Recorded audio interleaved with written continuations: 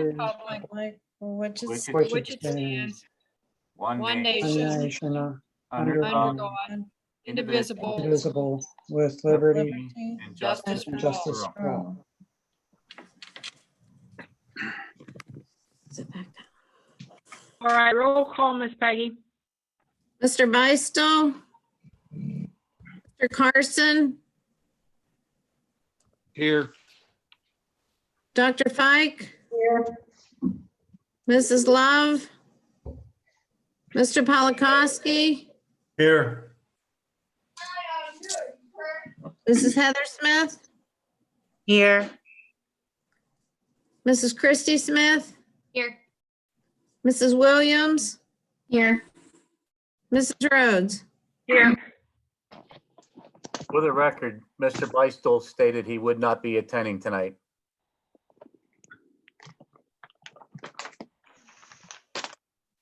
All right.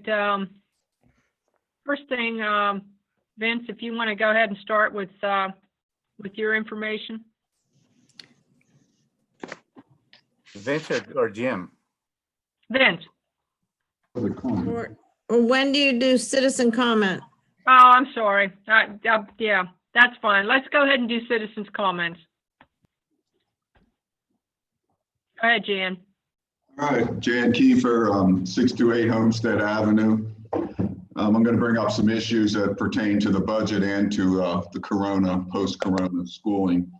As most of you on the board know, I've come before you for over 12 years on the vaccination issue. It's a well-known public controversy, and the board has repeatedly just marginalized my comments. It was okay when 95% of the children in America are being vaccinated, but now that it's closing in on adults, and those children were prior to the age of consent, you might add. Now that it's closing in on the adults with a military administered vaccination program with no options, no good options for opting out of it, is where it looks like it's going. All of a sudden, the adults of our community, the teachers, the board members have found their voice and are saying, hey, we have to talk about this vaccination issue. So I think it's a good learning situation now to show some humility, show us what you learned, and see if you can pivot and get right on this issue, at least get conversant on it. And I think relatedly then we should think about having school days for vaccinated children and teachers and for the unvaccinated. We, the unvaccinated people, don't want to be around you guys spawning off onto us any more than you want to be around us for everything. And every teacher needs to get vaccinated, I would think, because they stayed out of the conversation. They stayed silent when it was just the children. So I really want to see if any of the teachers come through right now.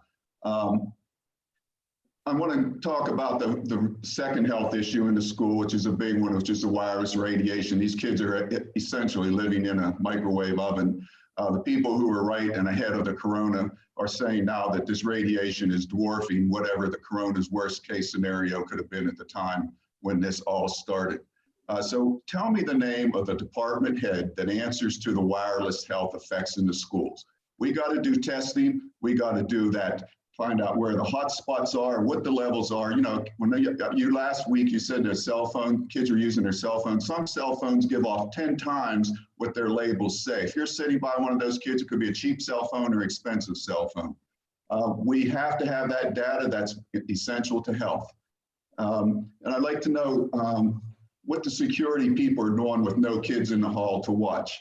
And then this app that they send in concerns, a snitch on each other, whatever. I wonder if that app ends with graduation or if it carries through with the children. And here again, what's good for the goose is good for the gander. That with the adults were real good when the kids were snitching on each other and learning how to snitch as children, which is a terrible legacy for public education. But what we've done now is we have these contact tracing programs coming out where they're going to come into our homes and see where we were. And if we were with someone 3 weeks ago, was with someone who's with someone, we could be quarantined and forced into immunization and medication.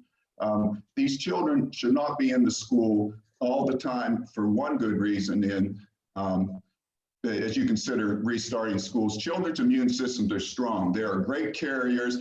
asymptomatic carriers. They're going to take this into the community. The schools are essentially the cruise ships of our community. And we have to see if we really want to work with that type of thing in the middle of our town. I think we should be doing outdoor meetings. Like tonight's meeting could be outdoor. We could do a lot of outdoor educational things this summer. Let's not wise up in September and October and realize that we blew off 3 months. A couple more things. If my time's up, I'll finish up at the end, and you need to call for public comment at the end of the meetings too. Let's see if I have anything else on my list.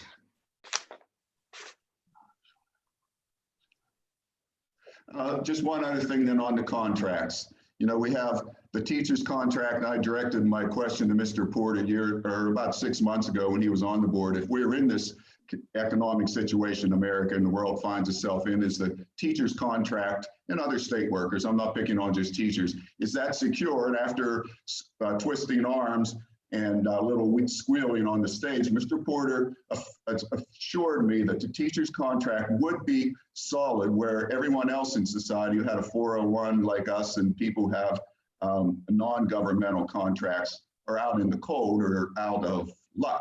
I don't know if that's a community spirit that you're dealing with when you're negotiating with the teachers, but that's why I think the public and I would like to be in on those meetings too, to bring up this issue and 4 or 5 other issues just for the history books on where that contract goes. If there's a list of contracts that Southmoreland's paying for people that didn't have to perform, I don't know, I'm just going to use the buses situation. If all those buses were paid for and those people got their money for not doing the work, we got to know that just as a community, again, to get everyone on the board on one for all for one. So that ends my public comment, and I appreciate the ease of doing it from home and not having to come to the podium. Good night. Thank you. Peggy, do we have any other comments? No, not this evening so far. Okay. All right. Vince, do you want to go first, or does Jim want to start? I think it should be in Mr. Marnell's court. Okay. Go ahead, Jim. Good evening. Good evening. How's everybody this evening? Doing well. Did the school board receive the email from later this afternoon on the progress of the budget? Not, but that's okay. I asked that somebody email it to Jan Keefer so he could show it to Dr. Fike. That would have worked. Nothing. Okay. Sorry. Nothing. Oh, well, I'm sorry. That would have worked. That would have worked. Did the school board have a chance to look at the summary report? I subtracted out the PASBO, worst case revenue loss assumption number 1. And I subtracted out the Governor Wolf's proposed subsidy increases. That adjusted the potential total revenues to $30,380,327. The expenditures right now are at $31,287,148. So as we added up last week, the now potential deficit could be a negative $906,821.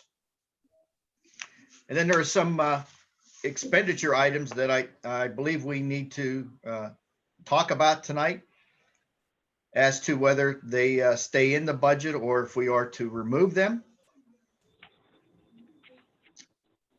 There was the estimate for sewage treatment plant operator of $63,000.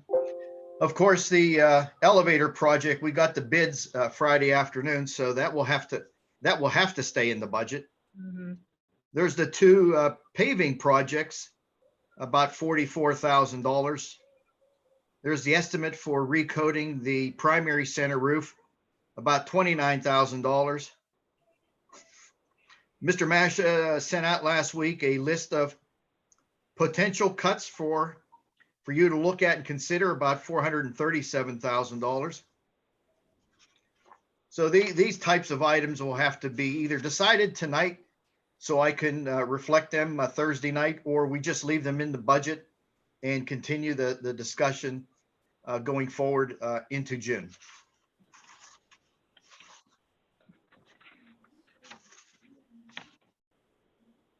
Mr. Marnell, there was $30,000 that needed to be added back in. That get added back into this because we're still showing a deficit of 24,572. No, the deficit is $906,821. Okay, I'm looking at the negative 24,572 that you have X minus Y. Yes, that was Scared me. as of last week, but now off to the right-hand side for this week, I took out the governor's revenue and the proposed PASBO assumption of local loss in revenue. So that deficit is now adjusted. $1 million. $906,821. $1 million. I had asked last week if we could get a summary of what you had already reduced and cut and how much that added up to. Were you able to do that? I sent that email out Friday afternoon before going home. It was about 4:30. I got your differences, but I didn't get an exact what you cut. I got totals, like you cut this much. Did anyone else get that? Maybe I just didn't get it. Everyone got the email. I hit everyone. It was a summary of the budget number that we had back in January. Then there was a listing of the expenditure object codes, the totals for those particular codes for the first draft of the budget in January to where we were on May 14th, the dollar change, and then off to the right, an explanation, a summary of what the changes meant. The total changes were $413,208. They consisted of an addition to salaries of $15,580 for Mr. Novikov, an estimate of $14,193 for Mr. Mizwa's retirement payout. There was $11,778 a correction in the athletic supplementals. There was various changes in the medical insurance that amounted to a minus $51,068. There was a minor $40 adjustment for life insurance, a calculated reduction in employers' FICA of $8,434, a So reduction in retirement of, well, an addition of retirement of $50,283, a minor deduction of $48 in workers' comp, an adjustment in the dental, a negative $8,173, a small adjustment in eye insurance, $978. There was that addition of $63,000 for potential sewage treatment plant operator. Can I interrupt you for a second? I'm sorry. Can I interrupt you for a second? Sure. I understand those. When we talked before, we had asked a couple specific questions, like we saw that you had reduced the library budget at the high school by $5,000. I'm talking about those types of things. I don't see that on here anywhere. Oh, I'm sorry. Those were adjustments that went into the first draft back in January. Yes, I've been asking since then. I'm sorry, then I misunderstood what you were asking for. Are those germane to our final ultimate budget for June? Well, I would think, well, here's the thing. When we're being asked for budget cuts and Mr. Masha sends us a list of all these things that have been cut already, if we're going through looking at everything and we don't realize, someone could say, hey, we're going to cut this much from the library, not knowing you've already cut $5,000 from the library. Well, no, what Mr. Masha sent you was not what has already been cut for the first draft back in January. But we need more. And I think a lot of those people aren't going to agree with at all. I mean, I know I am 100% against some of them. You want all that money added back to the budget? The cuts he proposed, the 400,000? Well, they're already in the budget. He proposed those as potential reductions. They're not out of the budget yet. Okay, so let's try this time. We want to know what was cut from the budget that you put out in January. If you cut $5,000 from the library, $2,000 from this, $5,000 from that, we want to know that. Because if I propose another cut to something that's already had $10,000 or $15,000 cut before we even got it, we would like to know that information. Well, you have to remember, those have already taken place in January. Now, you got the budget binder, and that's where those accounts stand with those cuts that were already in there from back in January. So if you look at those budget binders, if you look at those unique line item accounts, if you want to reduce them further, then of course you can do that. You would not be duplicating cuts that have already been made.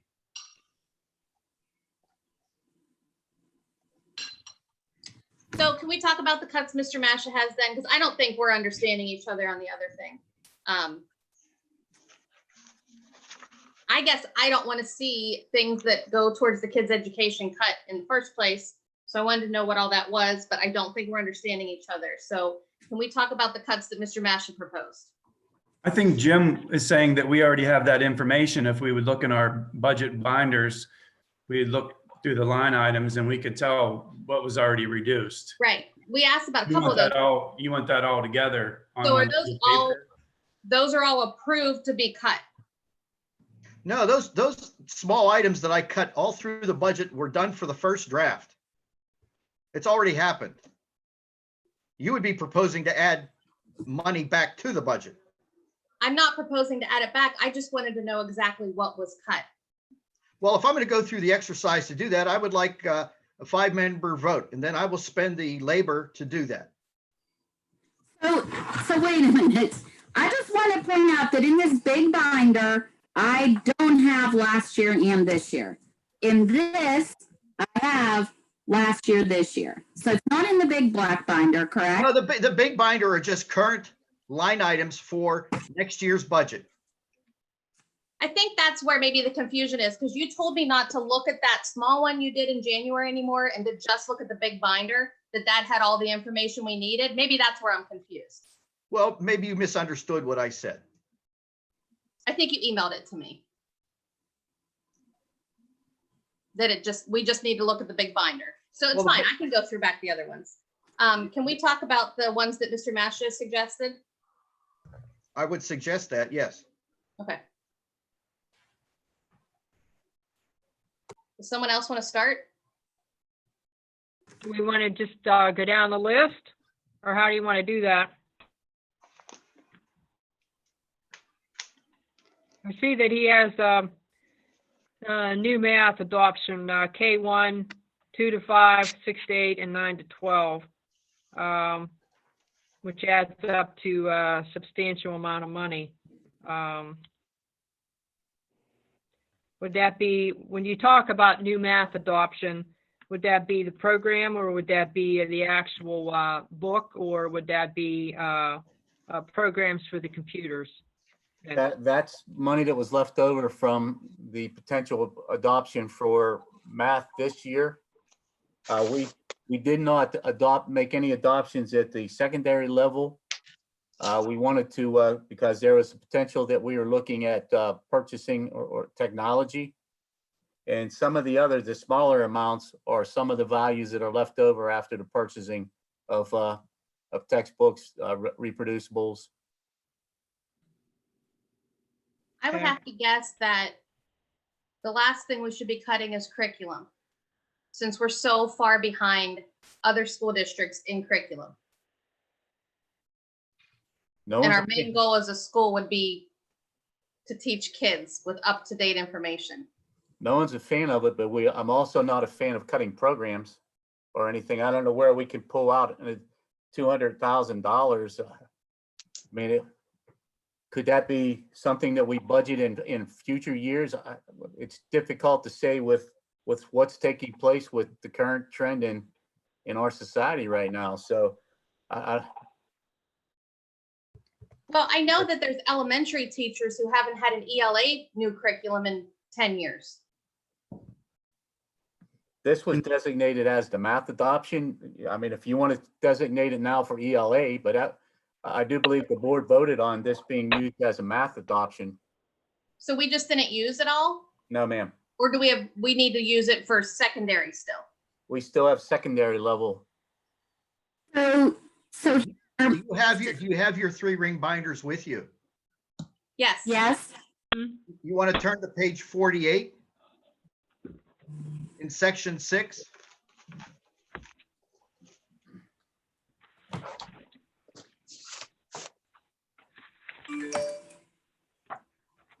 While everybody's looking for that, are we able to use any of the CARES Act money for curriculum? Anybody know that answer? There is a number of ways it could be used, Mr. Polakowski. I will, I'm going to download the exact listing of what it can be used for and send it to everybody. Because I do want to keep the curriculum in there. so this is just my thought on the math curriculum. In looking over like what we did. So I think we did 2 to 5 was purchased, correct? K to 5. K to 5. So in my mind, the next thing that we should be doing is adopting the 6 to 8, so that when 5th grade goes to 6th grade, they now have a continuum of that math curriculum. Because otherwise, then there's not going to be continuity through. I'm not saying we need to adopt 9 to 12 right now, but I think that we should be adopting what keeps that group of kids moving forward, I would think. Curriculum is always going to be the driver. That's what we're in the business for, educating students. As I said, these are only potential areas that we can look at. They're there. Do I like the fact that I would propose that we do not have current curriculum? No. I'm always gonna err on the side of the students. But I don't know where else on a budget we can make massive cuts. Can you tell me what it is that you recently adopted in math? Did you say K to 5? K to 5, Dr. Fike, yes.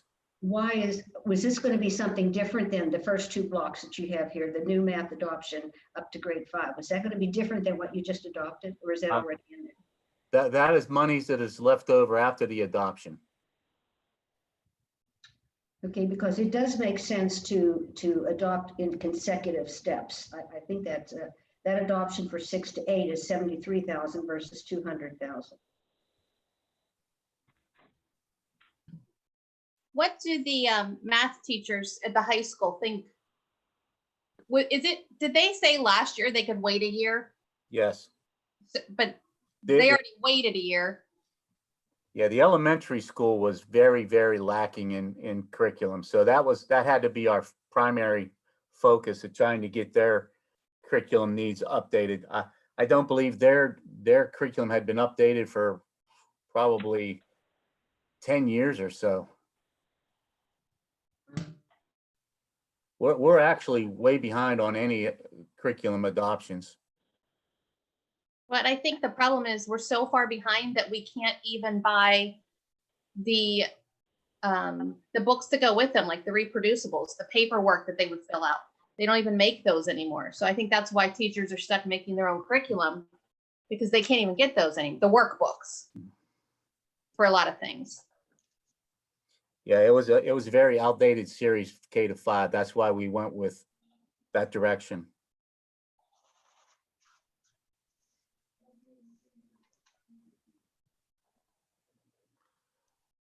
Can we keep in math adoption 6 to 8? I'm good with that. Like I said, I'm making suggestions. My primary focus is educating students. Yeah. Was that a good compromise, Vince, that we at least move it through the next 3 grades? 6 through 8. I'm good with that. 6, 7, 8, yeah. Because our kids are moving up, and they would move into that new curriculum.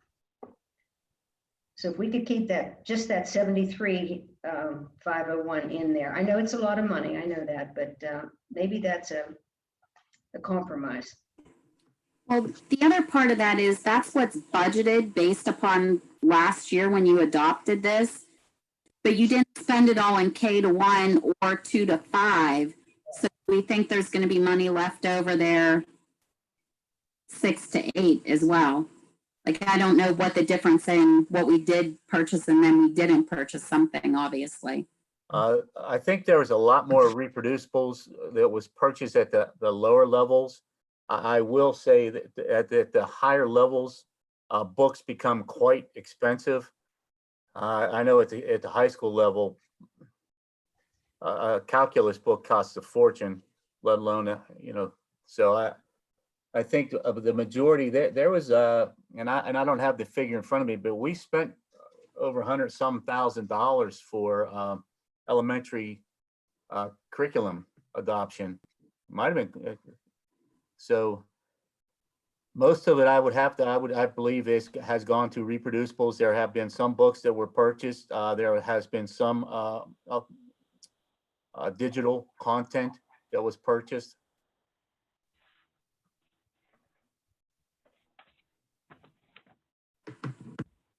I do see the rationale in progressing through to 6 through 8.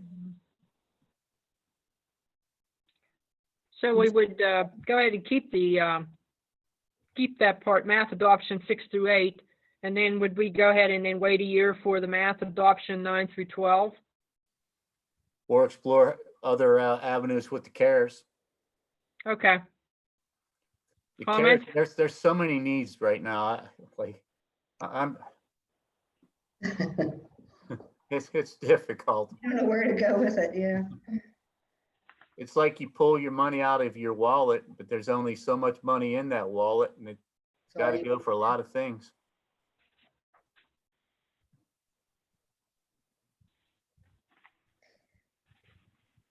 Do we have to take each item as it goes down the list? If we want to discuss it, Okay.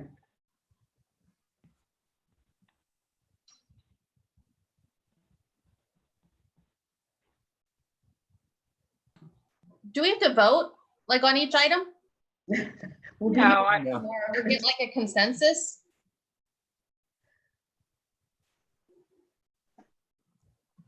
I think we want to keep it in. We have to have a feeling for that, yeah. yes. Does anybody object to the keeping that 6 to 8 curriculum? No. No. No. No. Okay. Jim? No, I'm good. Okay. So the very first two, we're taking out. Yeah. Yes. Yeah. Mhm. Well, how old is their language arts curriculum? About 10 years. So could that money go towards a language arts? It'd be a drop in a bucket. I mean, it would start the process, but book adoptions are quite expensive. Yeah, you wonder how far that certain amount would go. I mean, it wouldn't be, what am I looking at here? When we brought the companies in, I'm sorry, Mrs. Rhodes. No, go ahead. That's fine. When we brought the companies in, they gave us better quotes in depending on the continuity of the materials that we purchased, elementary K through 5, and then any reproducibles or whatnot. So I'm a little concerned that if we looked at a total adoption of let's say language arts, we're going to probably be looking $100,000 or more. Do you think we should take the money from the kindergarten and first grade math and put it towards 6, 7, and 8 in case it costs more than we thought it would? Or does that not matter? I would believe that the pricing that we got was pretty on target. I think the reason why we had some monies left over was because we didn't expend it all on the reproducibles we were saving. So I'm hoping that the company working through us gave us a credible estimation of what it would cost to purchase those books. Now, mind you, that was probably 6 months ago, so there could have been an inflation in costs between now and then. I would hope that it was still reasonable within that realm.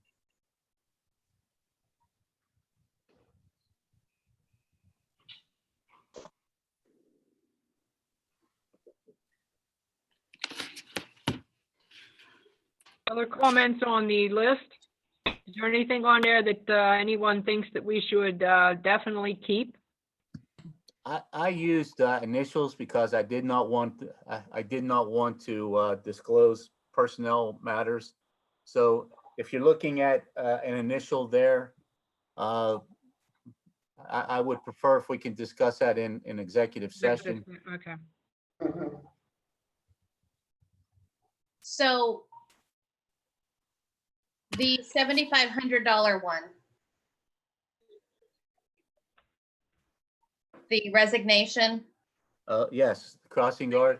Yeah, that already happened. So she, Okay, so we're talking about just not replacing them. Where was that crossing guard? Was that she, Patsy? No. Who was that? no, that would have been Amber. Oh, okay. She was And- down at the bottom of the hill? Yes, and Mr. Keefer replaced her. Okay. Wait, Okay. was someone new or just moved people around? No, it just shifted personnel. Okay. Mr. Masha, Yeah, yes. can you elaborate a little bit on number 11? I have no idea if we still need that or that position or you know what I mean about the, That is all our, we do a lot of three copy materials. I think in the new direction we should be going, have a single copy. We have contracts with our copying machines. I think it's a lot more feasible and a lot more economical to our advantage to just run off some of those some of that forms and content that we need on our copying machine. The current printer is probably, I say 35 years old. And if it goes down, we're not going to be able to replace it anyway. I don't even think there's anyone that does the work on repairs. okay. I'm sorry. Thank you for that. You might have misunderstood. I was talking about the not replacing the van driver. I mean, are we okay with that? I mean, Yes, logistically? yes. So, Yeah, Charlie's reworking, yes. so is there any idea what we're going to do with that van? That our vans are high mileage. I think at one point, if you remember, we had talked about the possibility of leasing some of our vans because of the high mileage that were on them. So that would go back into our fleet. In case something happened to one of the other vans, we would be able to at least have available ready while the other one was being repaired. So who's going to pick up the slack of this driver that's not being replaced? Is it? Charlie seems to think that he could reshuffle the caseload, or so to speak, the transportation load without impact. So how many drivers were there, or are there now? There were 3. Okay. Okay. That's just a big, adding more workload. Maybe there wasn't that much of a workload previously and we just, we weren't aware of it. I wasn't aware of it. But okay, thank you. I know that a lot of districts, through my superintendent correspondence, retirements, they're moving towards not replacing retirement if it's at all possible. So this is a direction that other districts are kind of going also. Cut it off. Okay. Can you tell me about the line 13, the athletic uniforms and supplies being reduced by $20,000? Which athletics are we talking about? I do believe Charlie told me that there was, it was slated to have new football jerseys. And I think a lot of that is the replacement of some of the some of the athletic equipment, they could wait another year or so. But we don't know specifically what that is. I know one of them, one of the big costs was football. The jerseys. So did they need new jerseys or do they get new jerseys every year? I would, they get them on a pretty frequent basis. So according to that information you sent us, we spend $583,433 a year on athletics. $583,433, according to the data you gave us. And I figured it out, and starting with every kid in kindergarten all the way through, we spend $308 plus every year on every kid, if you count every kid in Southmoreland. It would seem to me that at $583,433, there's potential there to cut that. None of the uniforms or supplies would seriously impact the performance of any of our sports. No, no.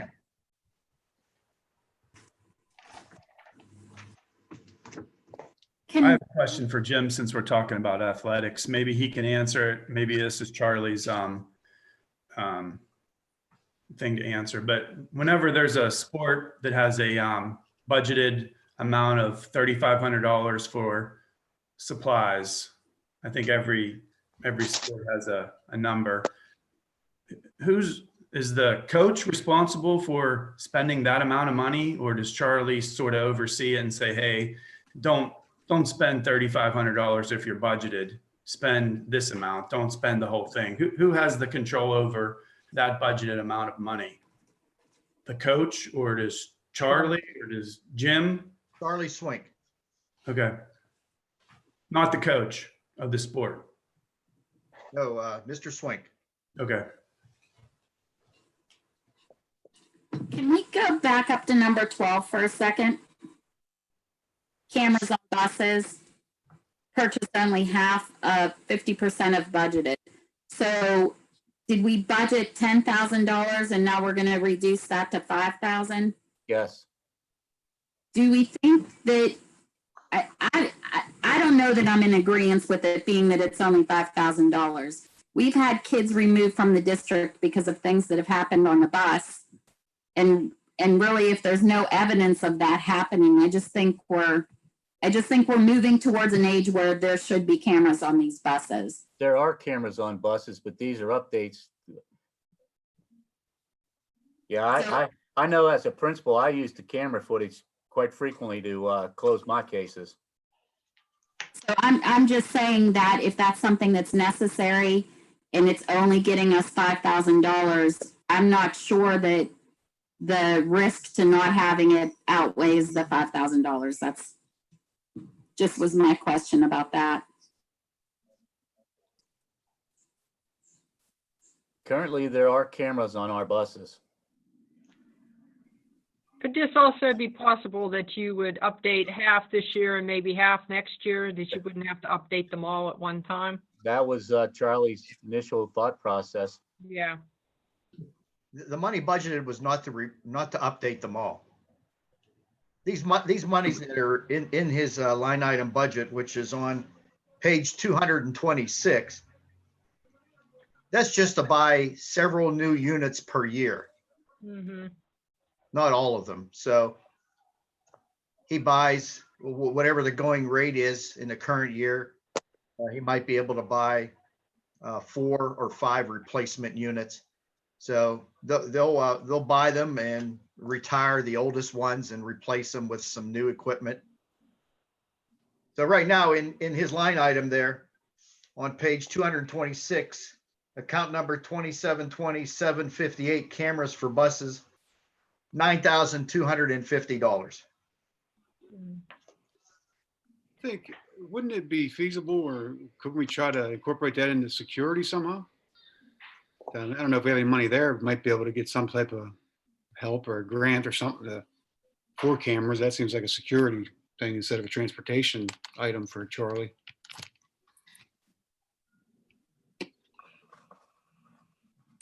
Was that a contracted issue, Mr. Marnell, whenever we got the busing if we were gonna put cameras on the buses? I do not know. I know there have been buses on our school buses for a long time. Well, relating to buses, I know that we had started asking months ago, and that Mr. Masha said Mr. Swink was working on seeing what the difference would be between having two start times for schools rather than 3. Do we have any information on that? Charlie's working on that for me. We're also looking at the possibility of consolidating a run and eliminating not one bus run, but one actual bus transport. So Charlie's been working on trying to figure out that data for me. Do we know how long that should take? I'll be working with him this week. I know that he's been tasked with it.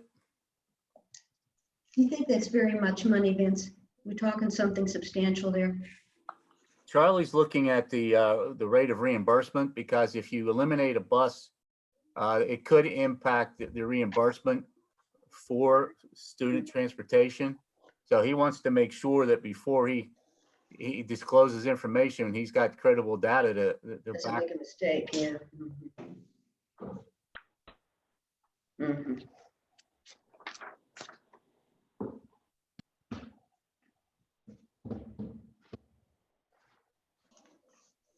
Any more questions on this list? Oh, yeah. Go ahead. So SHS musical, taking away 13,500. That's the total amount we give them, correct? Yes. Okay. And I understand they do make money now. I think it stinks that the district's not putting anything towards that, but I understand why you have that on there.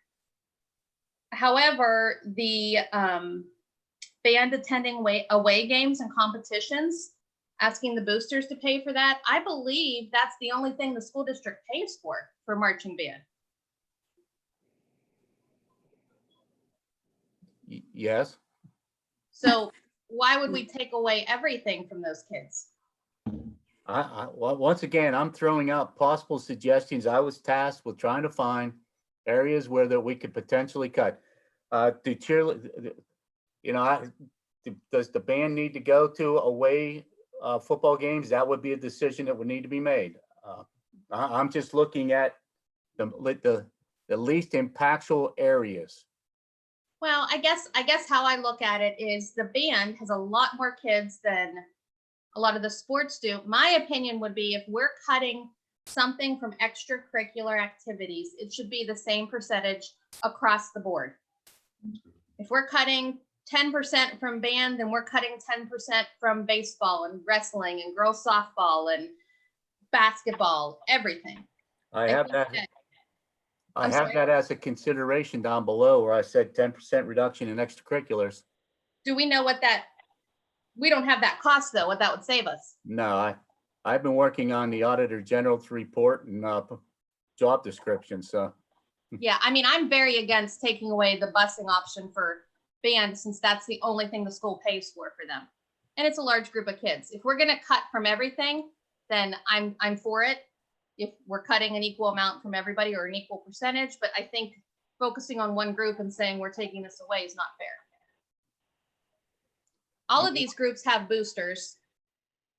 I think it'd be a lot easier for groups to all make up the same amount rather than, or the same percentage rather than $10,000 for marching band. And you're saying that right now when the season could potentially start in September. It could not happen. A lot of money to make up in a couple months. Yeah. That athletic cost is $583,433. 10% would be take $58,000 away from athletics. Some of that though is salaries. I think we need to exclude salaries from that. So I think that number lays somewhere closer to 147,000 than it does your number, Catherine, if you exclude salaries. Without salaries. Yeah, so like my rough estimate, and this was just like going through, but it would be like taking $14,750 from athletics would be 10%. And that's 10% from everything. 10% from golf, from wrestling, everything. It'd be $13.50 for the musical. Like if we're, I have a problem with investing so much money in a music program starting in grade 5, going the whole way through the middle school, and then you basically taking and removing everything that the kids worked all that time for. You know, you're taking away their transportation, which is the only thing the district does fund, and you're taking away basically the entire musical. So The musical was developed as being self-funded from when it was first put in. I do believe that it was supposed to have been pulled out several years ago. I want to go on record here because I was tasked with trying to find monies. I have been a big supporter of both the theater and the band. Okay, the board has tasked me with trying to find out where extra money could be cut. I want to go on record to say that I continue to support the musical. My family has attended every one of them, and I support the musical arts. So I don't want it to be thought that Mr. Mash is out there trying to eliminate the music program, because that is not the intent. Right. And that's not what I said, and I don't think anybody else has said that either. I'm just stating my reasoning for not wanting to cut it. We are going to invest so much money and teachers to create such a fabulous music program in our district. I just don't think that we want to take and eliminate all of that. I'm all for making cuts as far as it goes across the board for everybody that's involved in any extracurricular activity. Mr. Marnell, do you have the number of what the pay to play generated, and did that get implemented or didn't it? Like, is there somewhere I can see in this binder that income? I can get that. Let me see. Well, Jim, isn't it something around 15,000? Wasn't it something like that? It's not the exciting number, 14,000 to 15,000. That's what I thought. I just wanted to be sure that it was implemented and it did generate something. I mean, that's something better than nothing. I don't know. My opinion on the musical, I also enjoy going to, and I think they put a lot of work into it, and I enjoy it. But nobody said we had to have a musical every year. Why couldn't we have one every other year and go back to having the regular play, then a musical, regular play, and so forth? I mean, that's something to think about. And then as far as the band attending the WIG games, why can't we split the difference? We can pay $5,000 and let the boosters pay $5,000.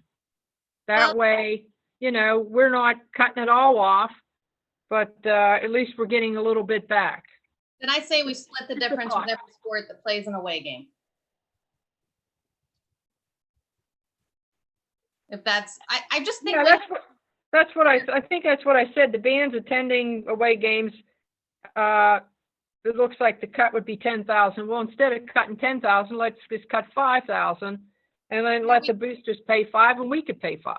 Then are we going to ask every sport to cut their transportation by half, and they can do half? Well, you don't have golf. You don't have the band going and doing anything with golf or tennis or No. baseball or anything else. So maybe I'm not understanding what you're asking. I don't think so. So the marching band is looked at as a sport. I would say you could lump it in the same category. So when you say, I'm trying not to say a specific sport because I don't want anybody to get upset. So let's say, so Harry Potter, I'm going to do my librarian thing, plays Quidditch. And we would be funding for this Quidditch team to go to other schools to play away games.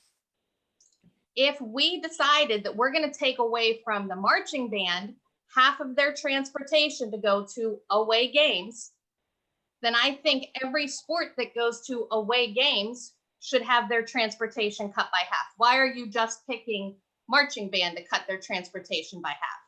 Because some of those sports don't have boosters. So Maybe Some of them I don't think do. the amount of money that is paid for athletic busing is $65,000. That's what athletic busing is in the budget. Page 240. So I understand what you're saying, but I think then we should cut athletic busing, $6,500, and we should cut $1,000 from band busing. That's 10% across the board. It makes it equal.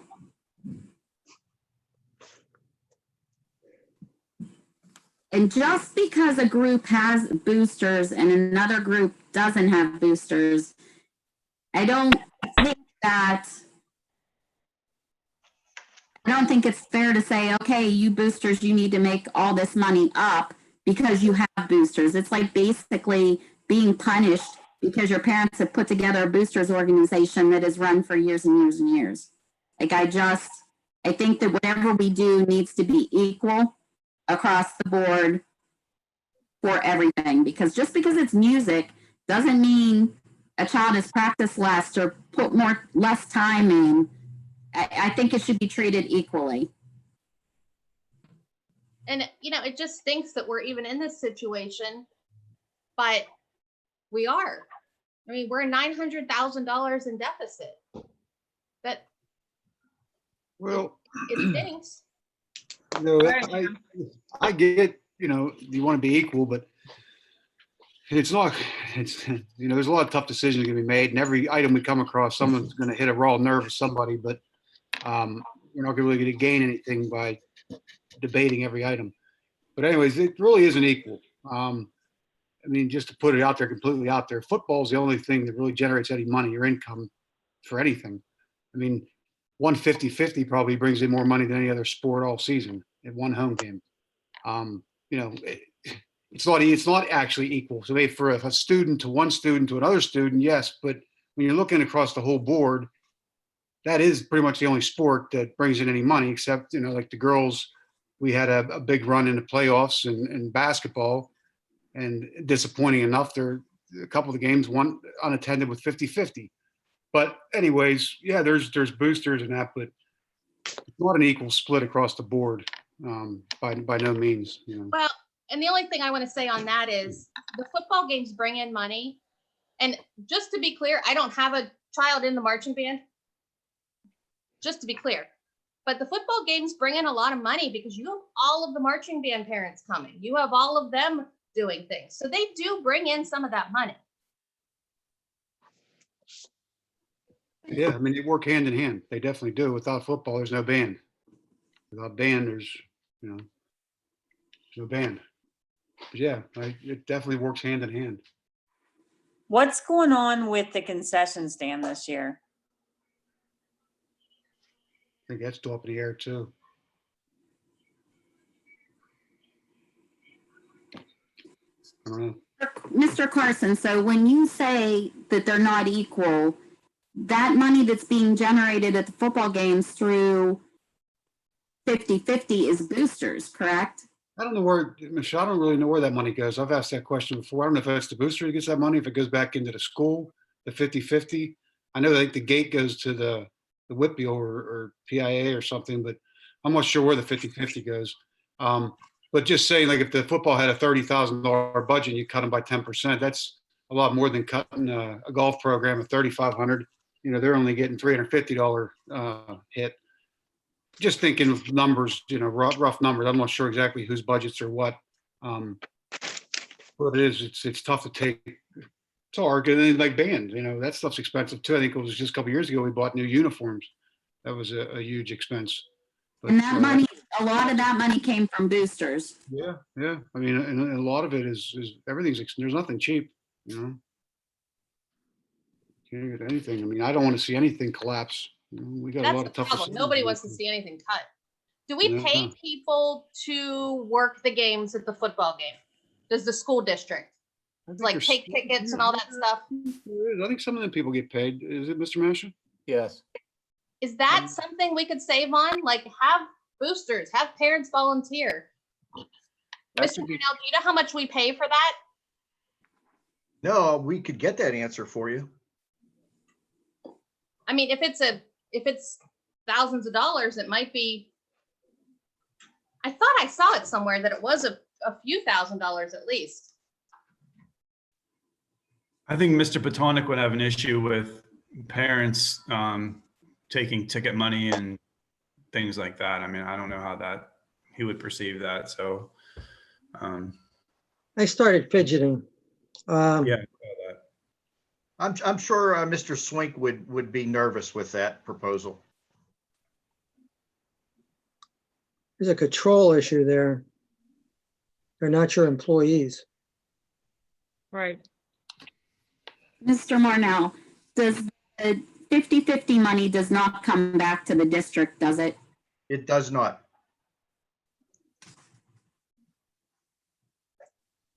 I would suppose that that's kept with the boosters. And then do you know what the number is that, or could you get it for us, of how much money football actually generates back into the district? Mr. Swink could get that number for us. Okay. I imagine Charlie would also be able to tell us, going back to Heather's question about the concession stand. I can't quite remember how that was handled last year. Well, remember, the various booster groups shared the responsibility to run the concession stand. They stocked it. Oh, yeah, okay. Now, beyond that very broad statement, I don't know the details between the different booster groups, how it worked out for them. But we did not pay a district employee to man the concession stand. and it was my assumption, and I do believe that various sports groups participated on a rotational basis, and they received a percentage of the profits. I was never in favor of doing that. We saved on the salary of that person that we had there, but we lost all the revenue. I don't know. I thought it was fine the way it was, but I don't think we was in any position to lose revenue. I think it helped. That money we made went towards Letterman's jackets, through the year. But I don't know what we're going to do, what his plans are this year, but I know because I worked it. I volunteered out there every home game, man. There's a lot of money comes through that concession stand. And I don't know, I never really had all the actual numbers of what we did in sales, but it had to be, we had to have lost out. I don't know. I agree with Jim. We cut that supplemental last year, the year before. That was a mistake that I believe the board made. I think if somehow things change, we could put that back in there. And like Jim said, go ahead and recoup that money for Letterman's jackets and other things. I think we did that hastily with that cut. That caused a lot more work for administrators to figure out who's going to work that booth. Somebody had to pick up that slack of that supplemental that we cut. So that's my opinion on that. I know I spoke to it previously, but since we're talking about it.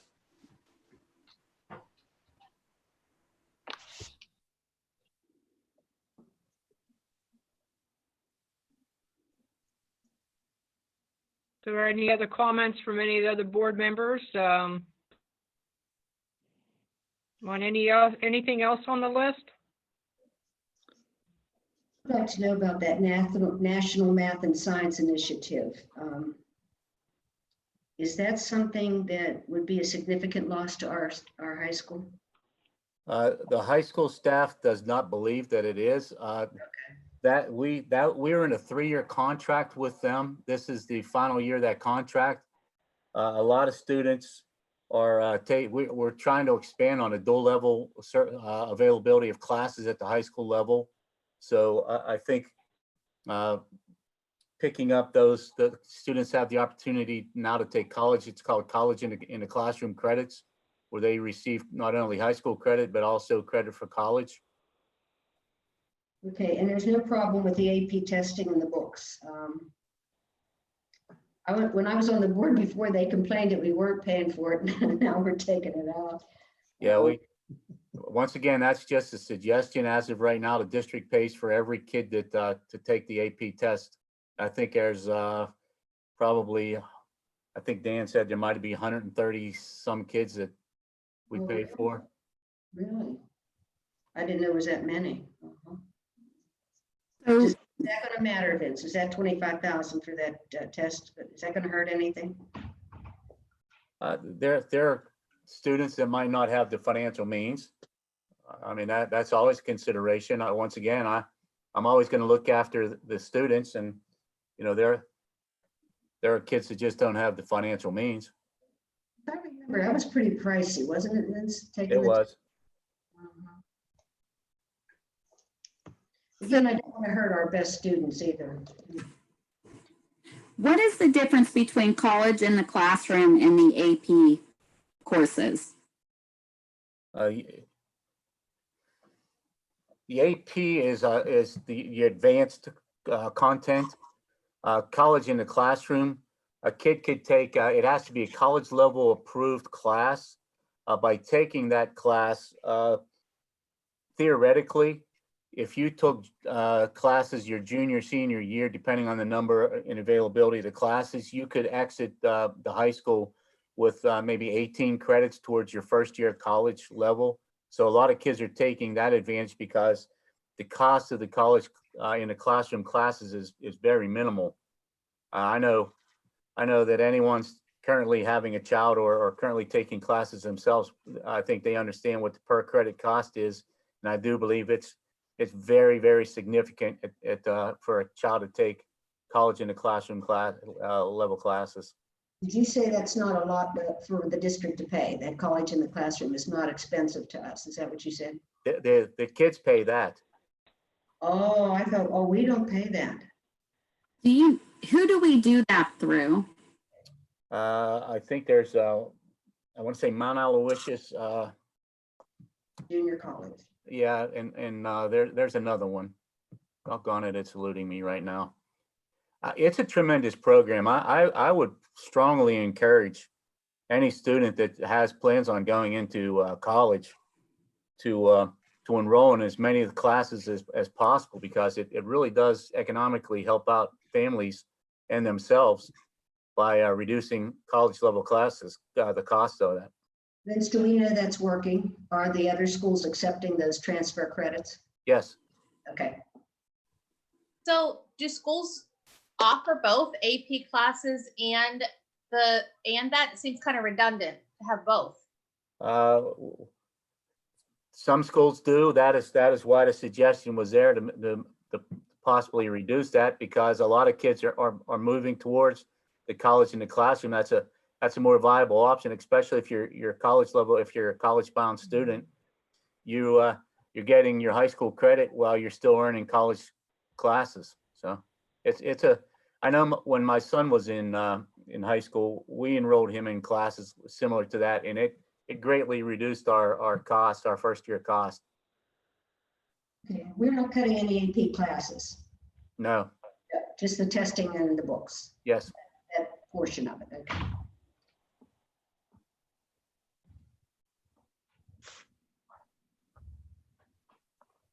We still want to provide the highest level of educational experiences to our students.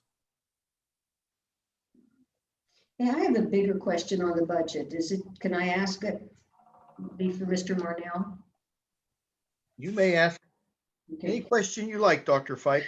Okay, Jim, actually what I have written here is we got first draft, a second draft, and a third draft. Would you agree that simplifies it?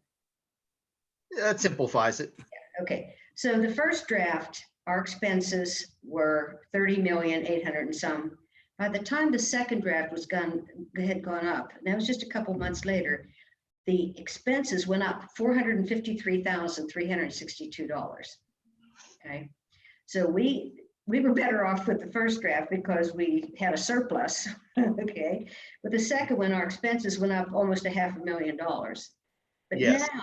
now we have had to see, I felt all along, the problem was not with the expenses, our problem's with the revenue, Jim. I see the problem as being with the revenue. And I would not disagree with that at all. Okay, so now we had to take those cuts where our revenue's now back down to what it was, less than with the first draft, and our expenses are up. Therefore, we have almost, give me that much, almost $1 million deficit. So Yeah. over the 3 drafts, we've had 2 revenues that were the same and a revenue that changed. And we've had expenses that have changed a couple of times, practically every time. And that's been hard for me to follow. But we're now down to the point where the revenue's down, the expenses are up, and the deficit is 906 million. Now, our fund balance is half that. If we have to use our fund balance to do this, we're down to half. It's roughly half, right, Jim? Roughly half. And I did some calculations, and I think we still owe tons of money on that early retirement incentive program that was never put into, it was never put into a lockbox. It was never put into the assigned fund balance. The ERIPs are going to go on, I believe, for 4 more years. And as close as I can calculate it, we still owe about $1,350,000 over the next years till we pay everybody off, because you know how it's staggered and it goes out over the years. So if you really look at that expense, now that money is being used, not one single penny goes to a student, a teacher, a program, a facility, an administrator, nothing. That money is simply given to people who do not work for the school district. So I'm looking at the next 4 years. If every time you raise taxes to the Act 1 index, I'm going to assume it's going to stay that way. Again, I brought this up before, 100% of that tax increase does not help one thing. In essence, it is the amount of money that's being given away to people who don't work. I think that money should be put into the assigned fund balance. I think we need to, I did it once before and I was called everything but a woman, and it went through, and that's why you see some of that in the fund balance now. But it was, oh, I was called names, but you just don't do that. But I believe that we made a promise to those people that we would pay that money. And I think we have to guarantee that that money is put away in a lockbox and not spent. However, then you've got nothing in your fund balance. And that is not what the state recommends. You gave us materials here that say we should have enough money, and it actually makes a statement, should state funding stop or something like that. Those words were actually in those materials, that we should have 2 months worth of cash that we can pay our bills. It actually said, should Pennsylvania, should the state funding stop? It's in there somewhere. I read everything 3 times. So we're really between a rock and a hard place. I know we owe that money. It's never going to help our school. That money is never going to help any student, any teacher, any program, any contract, nothing. So we probably should put it in the assigned fund balance, but we can't because we would drain our entire fund balance. But now we're looking at a budget that, if we don't do something drastic, is going to use half of our fund balance almost. Am I right, Jim? That could happen, yes. We're in a bind. We're in a bind. The other thing is, and you know, everybody knows how I feel about this, so it's no secret. Nobody has asked our taxpayers what cuts they're going to take. And you can just tax and tax and tax. And history has proven that you don't tax yourself into prosperity. And many people have said over the years, we don't have a revenue problem, we have a spending problem. So unless there is going to be some kind of a long-range plan, I looked at what it cost Alberton. You gave us to run Alberton. You gave us 5 budgets. I got the 5 budgets for the different buildings. Alberton is what, 2 million? I have it. That's the high school, middle school, elementary. Primary center is $2,875,431. That's what it's costing us to keep that building open. And everybody says, don't cut education, find it somewhere else. There aren't that many else's left. And we are in desperate need of a long-range plan, and I'll tell you why. I have bad news for the school board. I went to the doctor the other day, and he told me I was in good health, so I'm going to be around for the next 3 years, okay? I don't want to be facing things like this next year, and the year after, and the year after, and not having taken any action to try to prevent these problems, to look at what's happening, the student enrollment, the revenues and so forth. Pennsylvania, they're predicting, is not going to get out of this mess in 6 months or a year. They're predicting it's going to take the state 2 or 3 years to get back to where they can even cover the pension problem and their revenue problem. What do they say now? They're $9 billion in the hole already. They lost so much money when they shut down the liquor stores. They were losing $1 million a day or something like that. Congratulations, Mr. Wolf there, But I just think there's a greater philosophy here than just looking at relatively little numbers. And I'm not dismissing the importance of that. Please understand that.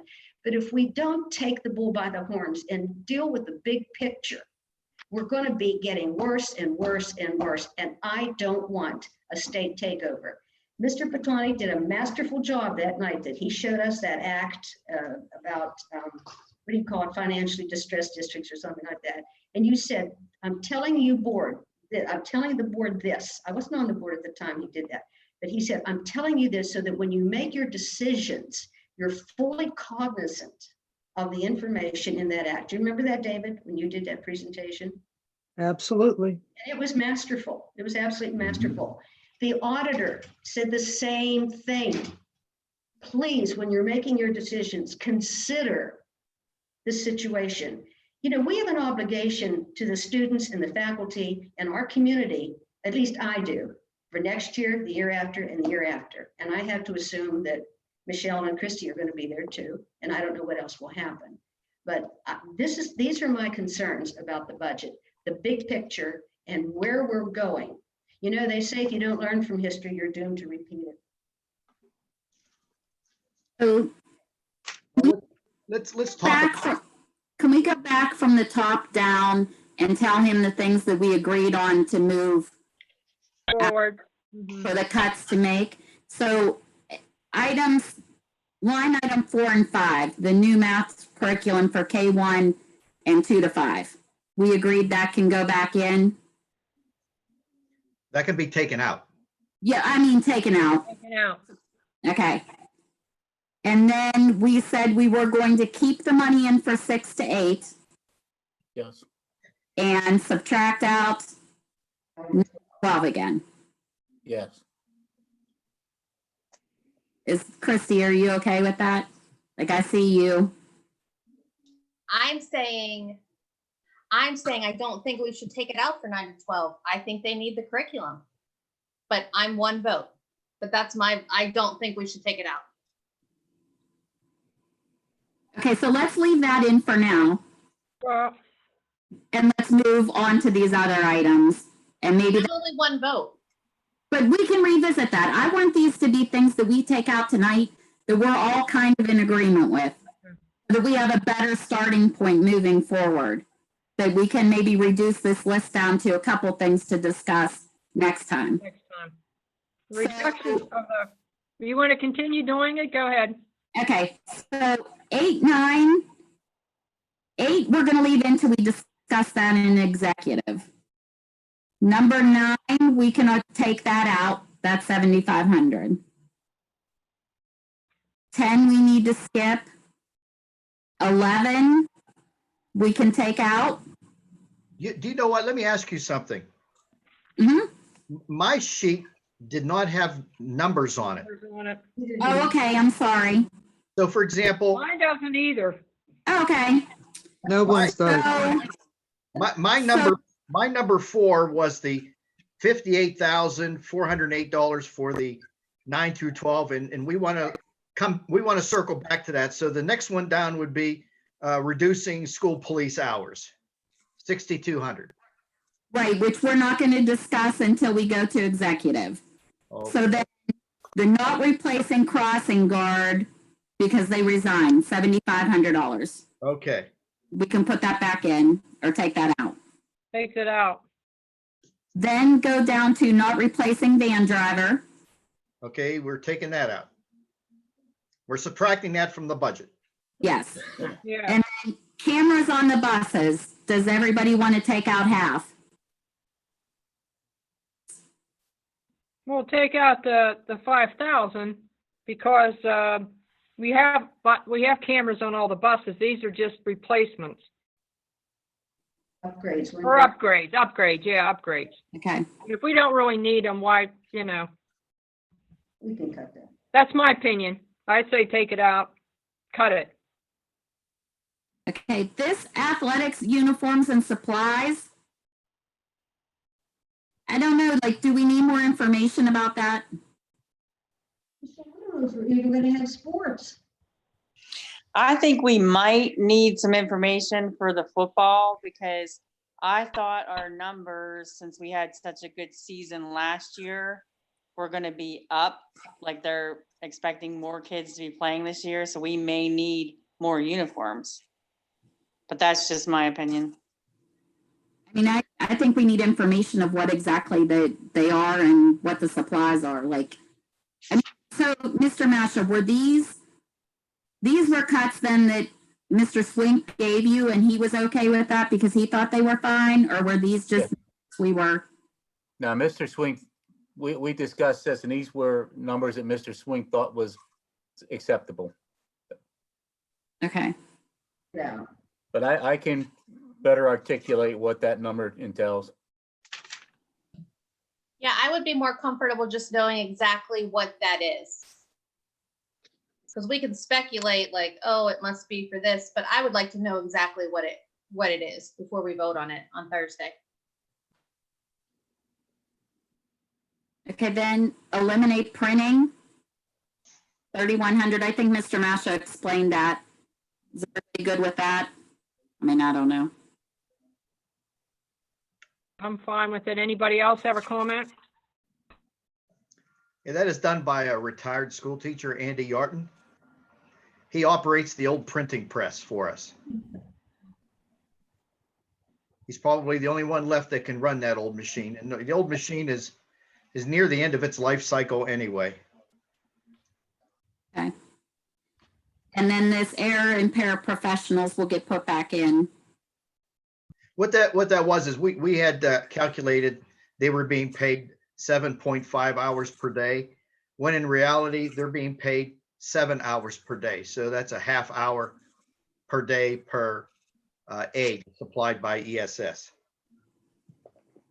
So we can go ahead and take that full amount out then. I would say yes. Okay. That's what I thought. All of these things at SPC, Mr. Masha, we didn't really talk about those. Are those, Mr. Clara gave me that information, and he was, after looking at his building level budget, he was okay with those. okay, So we can go ahead and take, go ahead and cut all those then, the SPC, 1, 2, 3, 4 of those. yes. What are the books and periodicals for? I would need to get further clarification from Mr. Clara, but he's the one that gave me that information.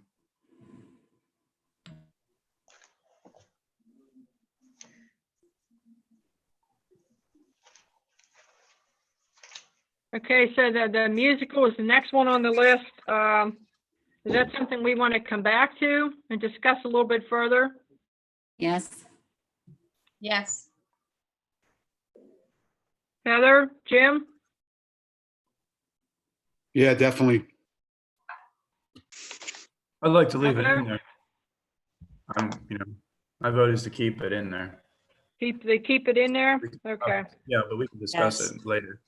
I mean, okay, my let's option votes to keep come it back in to there, that. depending on how we cut everything else. Okay, let's come back to that then at another time or later today. The National Math and Science Initiative, are we all in agreement that we're going to go ahead and eliminate that? Teachers don't want it.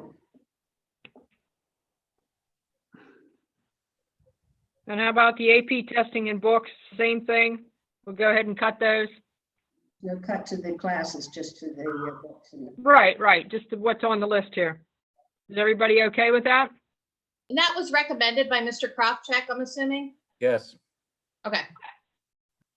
Yes. Okay, good. Jim? Yes. Jason, I'm not sure about it. okay. Do we need to come back and discuss that a little bit more, or? Yes. Well, if there's only me, then no. But if there's more than myself, then we can not discuss it. I'm not sure about it either, honestly.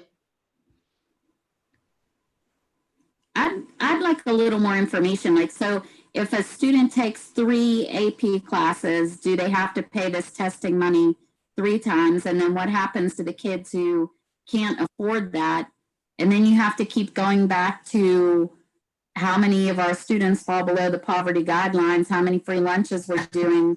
And really then that's going to exclude kids from taking these AP courses. They can take the course, but then they can't test and they don't get credit. So that's. I would like numbers of how many kids take the AP courses and how many kids actually take the test and how many kids actually pass the test and get the credit. Christine, I've heard that a lot of kids who take the AP courses do not take the test. Now, I've heard that.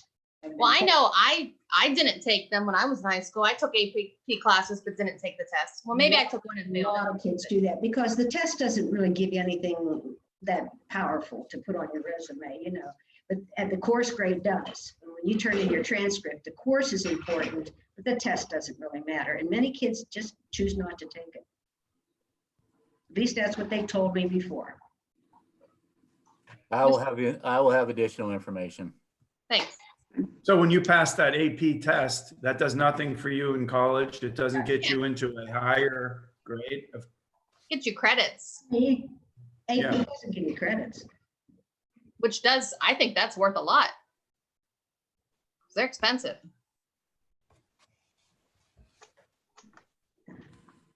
All right, we'll wait to hear back from Mr. Kropchak. Okay, so we're gonna come back to that. Superintendent travel. We're okay with that if Vince is okay with it? Well, it's on there. Okay. Band attending away competitions, come back to that for more discussion. And use of 18 paraprofessionals, current number was budgeted for 20. So we're saving that 40,000. There's a few more items on there that I know we can't talk about right now, but if no one looked at it today, I think it must have been updated in the last couple of days on this document. I think we should talk about that after.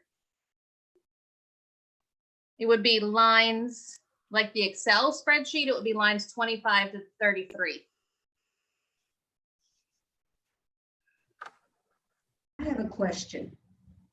Are you okay with reducing the number of paraprofessionals from the 20 to 18? Yeah. So I did reach out and question this. So 20 would be a fabulous number, but 18 I think is more the number that we were actually able to staff this year. Mr. Masha might be able to Yes. for that. So I'm actually okay if everybody else is okay in taking that out. That's logical. I have a question. I've sat here all evening and we've looked at this list and I've listened to all the comments. It's fine. I want to know, I want a list from the school board members as to what they are willing to cut that they generated because we have $1 million deficit. I want to hear the school board tell us how we make up this $1 million deficit. That's our job.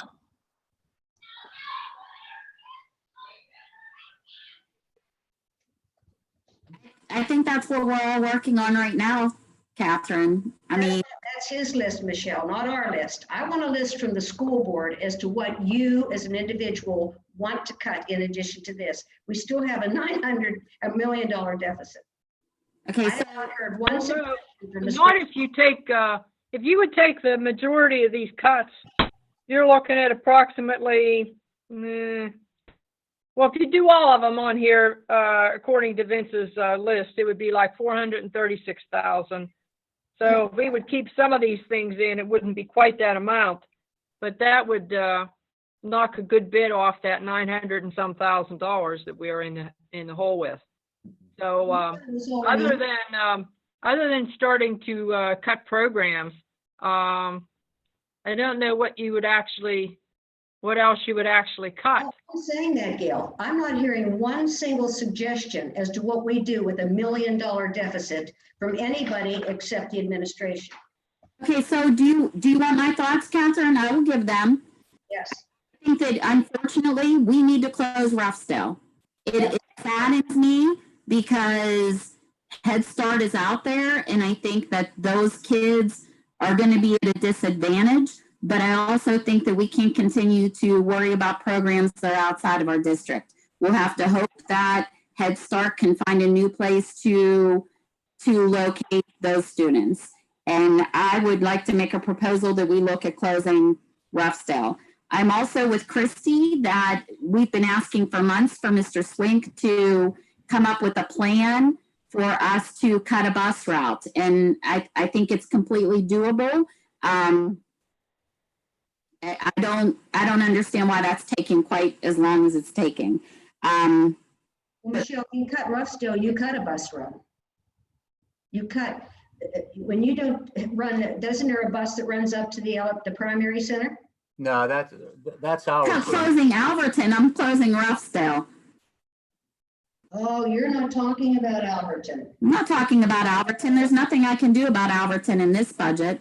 Not in this budget, no. So, but I do think that we could cut some costs at Roughdale. Okay.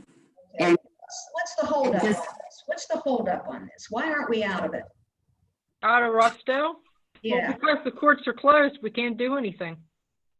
When you say out of it, I'm not understanding. You mean terminating the lease, or are you talking about completing the sale? Which? Completing the sale, getting out of it, just getting away from it. We're providing services down there, aren't we? To my understanding. Well, it's on the list here, reduction of the. Okay, again, I got information today, which I emailed and is now in board docs relating to the most recent information, which I got from the township engineer today. Is it good news? Is it bad news? What is it? Well, it's just news. It's just, costs of what it will cost them to complete the process of being able to acquire the property and make the improvements that have been discussed all along. Is this So gonna jeopardize the what sale? I'm asking you is, I don't know the answer to that. If you want to make a decision about terminating the lease, then I would want you to pass a resolution to that effect so that then the Yeah, those people. the tenant can be notified. Okay. Is that a disadvantage to us or an advantage to us if we terminate that lease? I actually sent a letter asking if it made any difference. And that question was not specifically answered. And I think part of the problem is I directed it to their solicitor. I don't know if he can answer it. But in the process, the secretary and I believe the officials there have quickly responded to my email supplying these cost numbers about what the projected costs are. Now, in my email, I also am saying, I think the supervisors are probably going to need to be making a decision whether they want their engineer to go forward with doing some calculations and still proceeding. I haven't heard they don't want to proceed, but on the other hand, I haven't heard, a lot of information either way. Do you remember, since I don't get this stuff, was that a very expensive thing that you said? Was the cost to them going to be very high? Yes. So they may not want it. I don't know that. I'm still assuming they do, but I can't, I don't want to predict what someone else is going to Do they do. plan to subtract that from the selling price, David? No, Okay. Okay, so I so have, they have the selling price plus all those expenses. if we, Mr. Marnell, if we mothball this building and don't use it, we then have a problem though, won't we, because of the sewage that is shared with the ball field, correct? I don't know if we'll have a problem. It's a septic system. You're talking about water, Ms. Williams. Right, so it would be water You're and, talking about municipal water? Yes. well, I mean, Yes. okay, so we would have to turn the water on for them to be able to use it, and then we could turn it off for the winter so that we don't have a problem. But do they pay us anything for the use of those facilities? No. So, okay, If we get out of it, are we better off then? If we, I think we're one problem away from, we can get a call tomorrow that it needs a new roof or a furnace or a boiler or whatever. We're barely breaking even. I think the last time I asked the question, we're losing money. We need to just pull the plug on it and wait to see what the township does. years. That's been one of my real objections, how this has dragged on for years and years and years. I can't wrap my head around it. Yeah, we can leave the water on and for the leagues, but that'll be next year's problem because there ain't no one playing this year. But yeah, we got to pull the plug on it.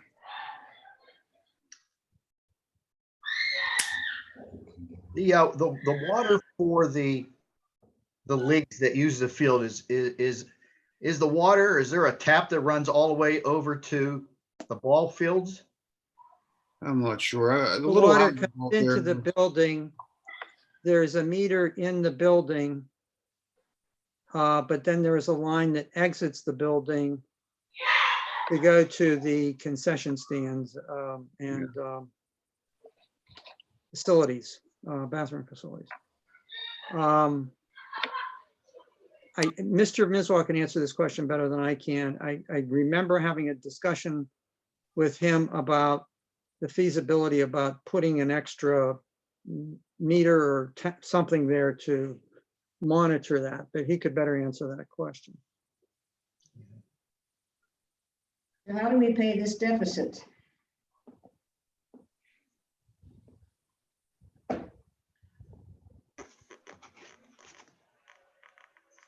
so Catherine, what are your thoughts? There's only one place to really make a difference, Michelle, and you know as well as I do, nobody's going to do it. Personnel. That's the only cut you can make that can make a difference in this budget. And you know as well as I do that that is not going to happen. That's the only answer. I've watched school districts all around here cutting teachers regularly as student enrollment went down and so forth. We have never. We have cut one full-time employee every year for 13 years, one a year. That's on page 7 of that document that he gave us, one. Well, 13.5 and 13 years. But there's only one answer, and it's staff cuts. Increasing. So we've only cut 13 teachers in 13 years, is that correct? I don't even think they're teachers, Jason. It's on that No, page I'm 7. asking you. It's 13.5 FTE, full-time employees. Mr. Marnell, you gave us that paper, didn't you? Yes, so we were going through our records as much as we could find. Right. And try to determine what the net change was over that particular time period. For example, you no longer have an assistant superintendent, so that's one FTE gone. Yeah. The secretary, the administrative assistant that worked with the assistant superintendent, that position retired 3 years ago, was not replaced. There was a secretary administrative assistant that retired with Mr. Porter 9 years ago. That was not replaced. So, there's 3 positions right there, plus the net change in teaching positions. And of course, you've added some positions over the years, 2.5 police officers. So that was a net change in personnel. It's a net change. And it's very, and a lot of those jobs were not real high paying jobs. A couple of them were, but a lot of them were not. But that's the only place any school district can do it. And like I said, you know, and I know it's not going to happen. So, you know, that's the information, the knowledge that I have.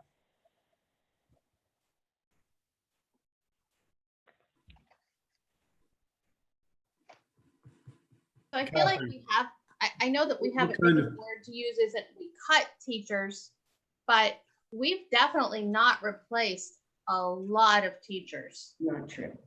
No, it is true. It's 100% true. I have kids there. I know that we've not replaced teachers Mr. when they Marnell, retired. Mr. Marnell gave us the facts, Christy. He gave, it's page 7 in that document. No. No, I'm telling you, we have let teachers retire and we have not replaced them. Because we didn't have enough students, honey. It goes down. We've No, no. lost 20% of our population in the last 10 years or something like that, our student population. I don't believe that's the case. Can someone correct me if I'm wrong? We have not replaced teachers who have retired. Just this last group of teachers, we didn't replace, what, 8 or 9 teachers? 6.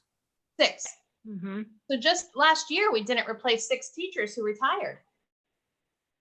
But we're losing students, Christy. If you look at the graph, you got a graph today that shows expenses in student enrollment. You got it. It's here. I mean, we have the stuff. I'm not making it up.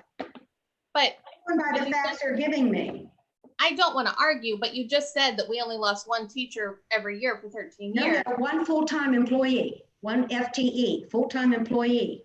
Okay, no, maybe that that's doesn't where I mean- misunderstood you, because that we've doesn't definitely mean lost more than teacher. 1 teacher per year. No, FTE. He just told you, the assistant superintendent, the secretaries, and so forth and so on. No, 1 full-time employee. But then we hired other ones. And you have it. He gave us the list. Mr. Marnell, you gave us the List list. is, what is that list? Page 7 of the document that he put in the box with this.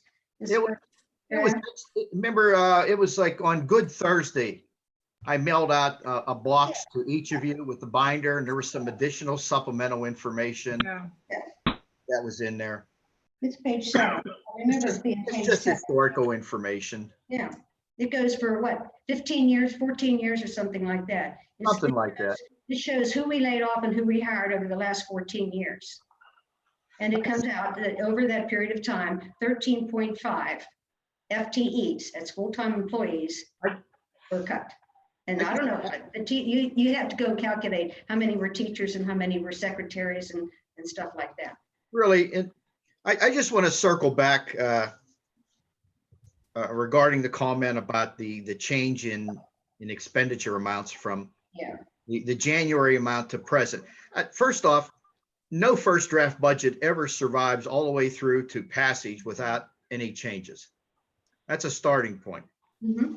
Now, the significant changes that happened from then to now, there are $389,673 that were just put in there.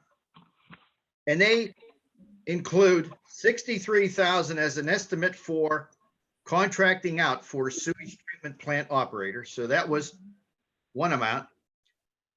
There are 4 amounts that total $131,430, and that amount is broken up by $24,650 for paving needs at the high school, $19,325 for paving needs at the SES middle school complex, Yeah. $28,850 to recoat the SPC roof. $58,605 was my estimate for the elevator replacement, and that might be pretty darn close when I compare that number to the bid that we opened up Friday afternoon.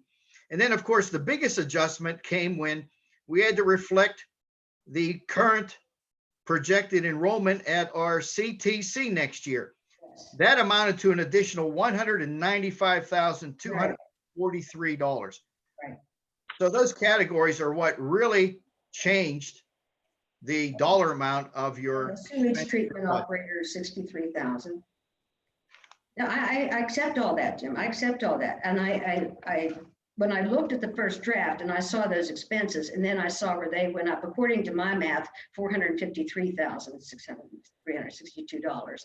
But then, as I said to you earlier, the problem is the revenue kept staying the same. Well, that's correct. The revenue hasn't kept current. The third draft has with the new revenue. expenditures. Mhm, That's correct. mhm. Yeah, that's, I mean, I understand. You explained why it went up almost $500,000. I'm not arguing that point. Okay. I'm just saying the revenue never changed. We kept saying we're going to get that amount of money, and it looks like we're not. And that's it. There's so much unprecedented uncertainty regarding revenues. We truly don't know yet what we will receive in federal revenues. Again, that's a guesstimate. And that revenue amount that's on that sheet right now does not include the CARES funding. Now we have to analyze that CARES funding and the stipulations that come with it. So for final adoption, we will have to reflect the CARES Act revenue. And of course, we'll have to reflect some amount of expenditures for that. How much of that will be allowed to just supplant what's already in this budget? I don't know. We may not be able to supplant anything. There's a chance that might work out in our favor. I thought about that. It It's may be possible. nebulous enough that we can use some of that money. So yeah, there's so much uncertainty on the revenue side. It's frustrating to have this much uncertainty in all three revenue categories. Right. Then why did Pasco go to all that trouble to, what is motivating them to think that this could happen? Do you know? Well, I don't think they're motivated other than we went through a difficult circumstance with the Great Recession back in 2008, 2009, 2010, 2011. That was a 4-year period where revenues did drop down before they recovered. Right. Now they're trying to take that experience that we all shared, Okay. try to model it to what the country is going through now. And of course, it's unpredictable what kind of recovery we will see economically from this catastrophe that we're in. The economy, everything could come roaring back in the fourth quarter, and I mean fourth quarter calendar year, or this thing could drag on for several years. We don't know. So what can I say? I wish that we truly knew. They were trying to model potentialities as to what we will face as far as the loss in local revenues. Then that material you sent out that I got yesterday has multiple graphs showing that analysis company did for the state. Apparently they have the Yes. and there's multiple graphs showing what has happened historically and what will probably happen based on, like I said, history. You're doomed to repeat it. It's history. Maybe PASBO has taken the position, we've been down this path once. Let's talk to people and let them know what might happen. Am I right? That would be part of their motivation to help us out, to help lead us, the school community, through this catastrophe. They have the modeling power, the PhDs on staff. They have access to all the information from PDE, and the latest annual financial reports were uploaded just recently. That was the 18-19 fiscal year. So they have pretty good revenue. Plus, they know our budget amounts for this current year, the 19-20. So they have pretty good information to try to model scenarios. Now, of course, it could and it will vary by community. And when I say that's because each community and its greater radius around the community have different local economies. So how that affects the greater Southmoreland School District community, we will know as the months progress. what effect that will have. Once we close out the month of May, we'll have a better handle on what happened during April and May, and then of course in June. Right now, it's extremely difficult to try to make a prediction that will help guide this process. So we rely on that information. We went with, as we talked over last week, we went with what we're hoping is their worst case scenario in potential revenue loss. And certainly we're hoping that a recovery is better than that worst case scenario. But Jim, you have given us very valuable information about the condition of the state of Pennsylvania itself. You know, they're not in great shape. The state is not in great shape. We went from a surplus to billions of dollar deficit, and the pension costs. If you look at the graphs, again, they have all the graphs in there showing the probability of the curve with the pension increases and healthcare increases and so forth and so on. So you've given us an incredible amount of information, and I have to look at it and believe that these people have a pretty good idea what we're going to be dealing with. And our decisions should be made with that knowledge in mind. We've been warned. We've been warned by the auditor and by the solicitor. We've been warned. And I worry about that. I see my job as a school director is looking at the bigger picture, the big picture, the future of this district and the future of our community and the taxpayers. I see it as a bigger picture. And Agreed. I just see that as my role. But I want to thank you for all that information. I mean, it was just absolutely incredible. And I read every word of it. I read every last word of it. Every word. Jim, Yes. do we know when will we know what we can use the CARES Act money for? Is that soon, or is that going to be down the road? That's being analyzed by Mr. Masha, Mr. Clara, and myself. And then we discussed that when we had our own administrative Zoom meeting. We know it can be used for a number of different purposes. It's just trying to decide how to direct that money. So I just need guidance on how to budget the particular expenditure items into our final budget draft. Could we cut out to an executive session so that we could talk about the things on the list that we're not allowed to talk about in the public meeting here? Well, you would need to have a citizen's comment, I guess, before you, and then you would have to adjourn the meeting. No, I was just asking everybody what their thoughts were.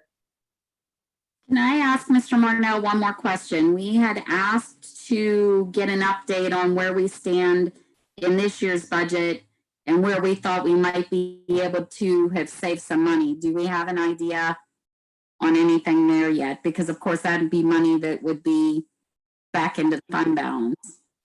Yes, and that's an ongoing process because the school year is still running and we're still incurring expenditures.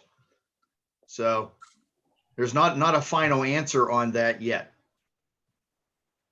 I know there's not a final answer on that yet, but shouldn't we know, like, we've saved some money in utilities because lights have been out in all these classrooms. We've saved some money on our water bill because we don't have students using the restroom all day long. We've saved some money in transportation, I would hope, because we're not running all these athletic teams. Like, there should be some money there that we know is being saved. I thought last Thursday that you told us you would have that for us at the beginning of the week. Perhaps I did. I don't recall, but I do not have that at the moment. But yes, there are areas. Of course, Mr.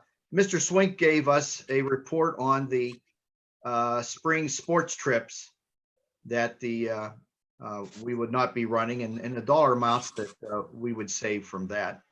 And of course, water bills are not billed weekly, they're billed quarterly. So it takes time to assess how much water is being saved. And of course, same thing with in the southern end, the Scotty campus, that's municipal sewage. So the same thing, you have to wait for quarterly bills. And of course, there's a lag in electricity bills. Now our systems still are running. and classroom lights are on sensors. And of course, we do have custodians in the building, and they're in and out of the classrooms as they move furniture out and they're cleaning. So lights come on, lights go off. So yeah, there's a minimal amount of savings in lighting, of course, but it takes time because those bills are not real time. You have to wait for the bills to come in, process them, pay them, post that information to the system. So I don't know if we had a final decision about the transportation, how some school districts had renegotiated since the buses aren't driving. Did we ever get any word about that? Charlie had a conversation with Art, and Art is not willing to Art is not willing to enter into that conversation. He said he's currently paying his bus drivers, and it would really damage his financial feasibility also. Not that I'm questioning that, but wouldn't they be saving money on gas? He's still paying for that gas, right, Jim? Oh, is it like a contracted thing? yes, that's correct. He does pay for the fuel. He pays for the diesel and the gasoline. Ahead of time, like a contracted thing? There's no savings to the school district for diesel and gasoline. He buys it. What happens is we buy it from the vendor who won the bid, and we get to buy it tax-free. And then we take the amount that we paid and we deduct it from Mr. Showman's invoice to the school district. So it's a money out and sort of a money in. So he pays for that fuel. Why would he be paying for his employees? Is he mandated to do that, or why wouldn't he just lay them off? I guess Because it makes him potentially eligible to continue to be being paid for regular bus runs as though the pandemic had not occurred and the classes had not been closed. Huh. So the state set this up in the way they did SB 751, that the school districts are already budgeted for this and have the money in their budgets. So rather than, I don't know what to say, engage in the potential for losing large numbers of small bus companies, transportation companies, they, in that act, have provided a mechanism where they continue to be paid for the rest of the year. In our case, though, and I had started a conversation actually today with Mr. Swink, and then he had to stop to go to the Zoom. But after having talked with Mr. Marnell and then talked a little bit with Mrs. Geyer, there's a deduction that occurs from his monthly bill, essentially for fuel. We're subtracting money for fuel that is not being utilized, but he in fact is, as I understand this, storing for us to be able to continue to use into the coming year.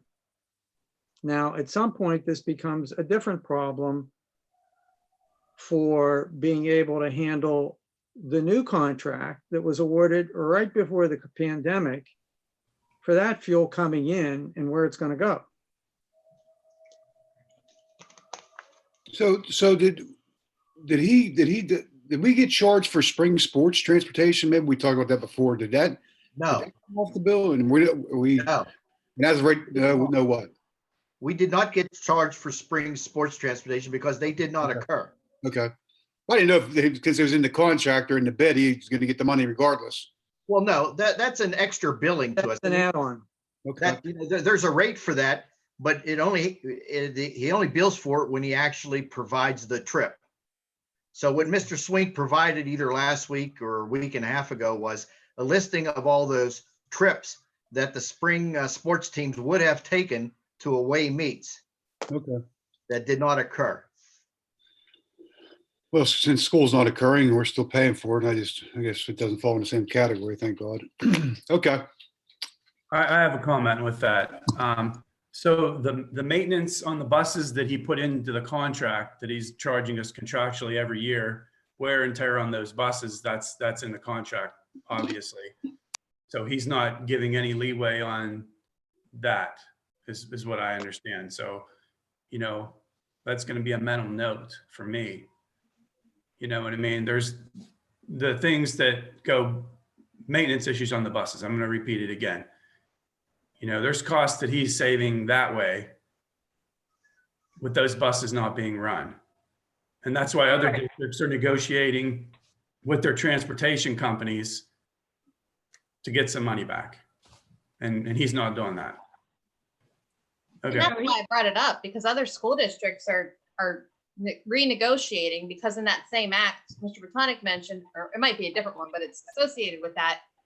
They're allowing school districts to renegotiate with transportation companies because this is unprecedented.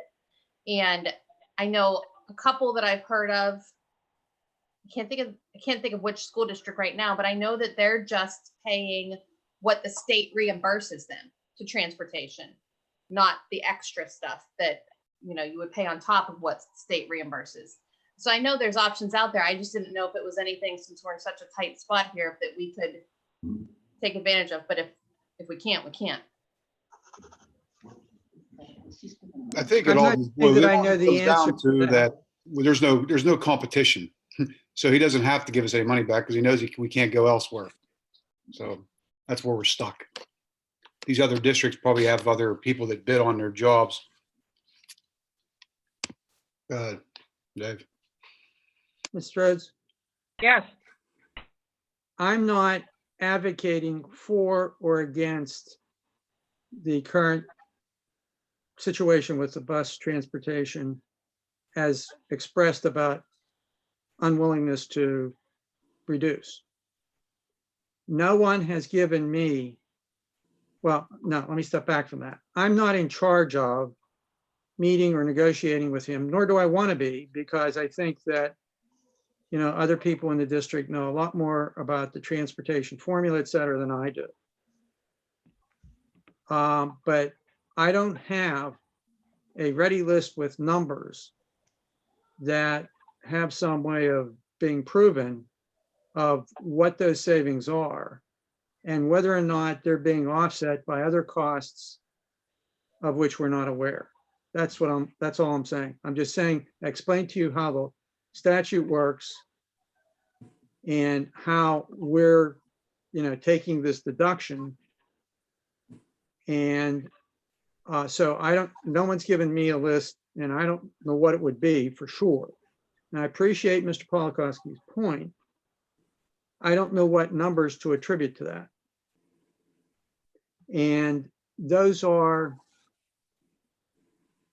depreciation numbers, but on the other side of the coin, there are provisions in the contract about how he has to maintain the age of his fleet. I'll have to go back and take a look at that, but his buses, have to have certain, not be too old. So they have to have a certain age range. Thank you. mm-hmm. All right.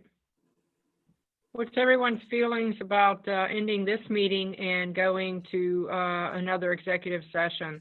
Yeah, I want to say something. Christy, I found that sheet. It's page F. 84 professionals retired or left, and we hired 70.5 of them back in this period of time. It's page F in his document. And Jan wants to talk again about. Can I ask one question before we move on? Yes, go ahead. Did anybody else add up what the totals of the cuts we agreed to were? Mr. Marnell, did you do that, or did you keep a running? Well, I can't add them up because I have check marks next to the ones Okay, that I believe you accepted. There were some that I left unmarked because you wanted to circle back to them. okay. So did you want to circle back to? No, that's okay. We can move on. We can talk about it on Thursday. Okay, I will add them up right now.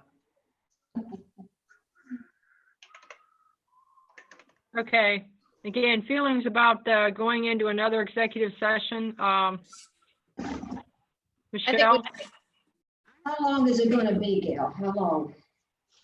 I don't know. Do you think we could take care of it in a half hour? I'd love that. Okay with it as long as I can go into the house where it's a little bit warmer and we can have a 5-minute break. So those of us who need to use the bathroom can do so. And then I'm good with that. Are you sitting All right, outside, Mrs. Williams? I'm in my camper. Oh, God bless you. I didn't make him turn the heat on. So, $184,819. okay. Thank you. You're welcome. 184 what, Jim? 184 what? 184,819. Okay, thank you. You're welcome. Just a note about the executive session. We do not have to end this Zoom conference. I can just stop the recording and stop the YouTube streaming, and we can all just stay right here. Oh, good. Okay, good. That'll be good. Heather, Jim, are you guys okay with this? I guess so. Heather, how about you? Yep, a half hour. I'm timing you guys. All right, well, after we come back from the bathroom. Okay, if we are just staying in this, I'm fine. We can just stay in this and then that's fine. Does anyone need to go to the restroom? You can take a 2-minute break. It wouldn't take that long. Thank you. When you come back from the break, do you wish to be in executive session? Yes. Yes. Okay. Does Mr. Keefer still wish to speak? Yeah, we have to end this meeting. Are you ready? All right. We'll let Mr. Keefer speak and then we can, then we will go into the couple-minute break to go to the bathroom and then we'll have a half-hour executive session. Okay, So but we when have Mr. to Keefer- adjourn this meeting. Yeah, I know. He's going to Yeah. speak first and then we're going to adjourn. Okay. Do you plan on resuming the regular meeting after executive session? No. Okay, very good. Go ahead, Jan. Thank you.